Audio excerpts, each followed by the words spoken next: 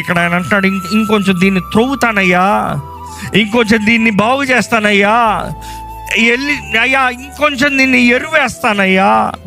అందుకనే కొన్నిసార్లు దేవుడు నీకు పేడేస్తున్నాడు. నువ్వంటా చీ పేడాన్ని కాదు కాదు కాదు అంటే మీకు ఇంకా అర్థం కాలేదేమో. కొన్ని శ్రమలు పెడుతున్నాడు, కొంచెం నీకు చేదుగా ఉన్నదానికి కార్యాలు జరిగిస్తున్నాడు, కొన్ని నొప్పులు తెప్పిస్తున్నాడు, కొంచెం బాధ తెస్తున్నాడు. ఎందుకంటే మనుషుడికి అన్నీ బాగుంటే దేవుడు జ్ఞాపకం రాడంట, అన్నీ సుఖంగా ఉంటే దేవుడి దగ్గరకు రాడంట. అనారోగ్యం వస్తే, బాధ వస్తే, కష్టం వస్తే అప్పుడు దేవుడు జ్ఞాపకం వస్తాడంట. దేవా నువ్వు ఎక్కడున్నావు, నాకు సహాయం చేయవా, నాకు స్వస్థపరచవా, నువ్వు స్వస్థపరుస్తానికి సమర్థుడు. అప్పుడు గుర్తొస్తాడు. ఇక అన్నీ బాగుందప్పుడు రావా? కష్టం వస్తే, నష్టం వస్తే, మనుషుడు అందరూ చీపో అంటే అప్పుడు దేవుడు జ్ఞాపకం వస్తాడంట.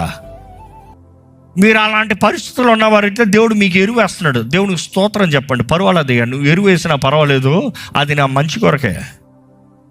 నువ్వు ఎరువు వేసినా పర్వాలేదు, నేను నీ దగ్గర చేరటం కొరకే.